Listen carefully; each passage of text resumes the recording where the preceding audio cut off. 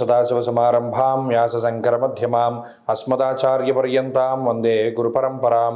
జ్యోతిషశాస్త్రాన్ని భావితరాల వారికి ప్రసాదించిన ఋషుల యొక్క పాదపద్మాలకి నమస్కారం చేసుకుంటూ, అలాగే నాకు ఈ జ్యోతిష విద్యను నేర్పిన గురువర్యులు జ్యోతిష బ్రహ్మ కీర్తిశేషులు శ్రీ ఏరంకి సూర్యనారాయణమూర్తి గారు, సూర్యశ్రీ దైవజ్ఞ గారి యొక్క పాదపద్మాలకి నమస్కారం చేసుకుంటూ, ఓం శ్రీ మహాగణాధిపతి నమః, శ్రీ గురుభ్యో నమః, హరి ఓం. వీక్షకులందరికీ నమస్కారం. సింహరాశి వారికి ఈ వారం అనుకూలమైనటువంటి గ్రహస్థితి గోచరిస్తూ ఉన్నది. ప్రత్యేకించి రాశి వారికి లాభస్థానమందు గురుడు యోగిస్తూ ఉండడం, షష్ఠస్థానమందు 3 నెలల తర్వాత రవి యొక్క శుభ ఫలితం రావడం, అలాగే పంచమ స్థానమందు బుధుడు యోగించడం, చంద్రుని యొక్క బలం ఉండడం, వెరసి 4 గ్రహాల తాలూకు శుభ ఫలితాల వల్ల షష్ఠే రవౌ సుసౌఖ్యాదిన్ ఎత్ర కార్యార్థ సాధనం అన్నది గ్రహస్థితి. అంటే అనుకున్నటువంటి పనులన్నీ అనుకున్నట్లు సజావుగా పూర్తయ్యేటువంటి స్థితిని ఈ గ్రహస్థితి కల్పిస్తుంది. యశోవృద్ధిర్ బలం తేజ సర్వత్ర విజయ సుఖం. ఎక్కడికి వెళ్ళినా విజయాన్ని సాధించగలిగేటువంటి శక్తిని గురువు ప్రసాదిస్తున్నారు. అలాగే యత్న కార్యంచ సాధనం, పంచమ స్థానమందు బుధుడు బుద్ధిని ప్రచోదనం చేసి బుద్ధి కర్మానుసారిణి అన్నట్టు గొప్ప కర్మని చేయిస్తూ ఉన్నాడు. అలాగే మనోదౌర్బల్యాన్ని, మానసికమైనటువంటి సమస్యల్ని అధిగమించడానికి చంద్రుడు పనిచేస్తున్నారు. అంటే మీ గురించి డెడికేటెడ్గా 4 గ్రహాలు పనిచేస్తూ ఉన్నప్పుడు చాలా ఆనందదాయకమైనటువంటి వాతావరణమే ఉంటుంది. ఎందుకంటే ఇక్కడ ఆర్థికమైన లోటు ఎక్కడా వచ్చేటువంటి పరిస్థితి లేదు.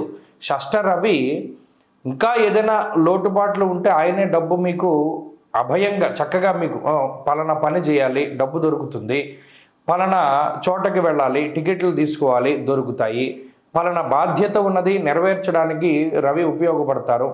యత్ర కార్యార్థ సాధనం, ఇంకా మొదలు పెట్టినటువంటి పని ఆగే ప్రసక్తి లేదన్నమాట సింహరాశి వారికి. అలాగే పంచమ స్థానమందు కుజుడు బద్ధకానికి కారణమవుతారు. కొంత ఆ బద్ధకాన్ని వదిలిపెట్టి ముందుకు వెళ్ళాలి. రవి ఒక పనిని చేయడానికి ఎంత సింహరాశి వారిని ప్రోత్సహిస్తున్నారో, శనేశ్వరుడు నానా కార్య విరోధస్య, క్వైట్ కాంట్రా అన్నమాట. పగలు రాత్రి ఎలాగ వ్యతిరేక పదాలు, అలాగే శనేశ్వరుడు రవి ఇచ్చేటువంటి ఫలితాలు పూర్తి వ్యతిరేకం. షష్ఠరవి అష్టమ శనేశ్వరుడు. కాబట్టి ఇక్కడ 2 భీకరమైన పోరు జరుగుతుంది. మనం ఏం చేయాలి? మానవ ప్రయత్నం చేయాలి. బద్ధకాన్ని వదిలిపెట్టి ముందుకు వెళ్ళగలిగితే సింహరాశి వారికి అన్ని మంచి రోజులే ఉన్నాయి.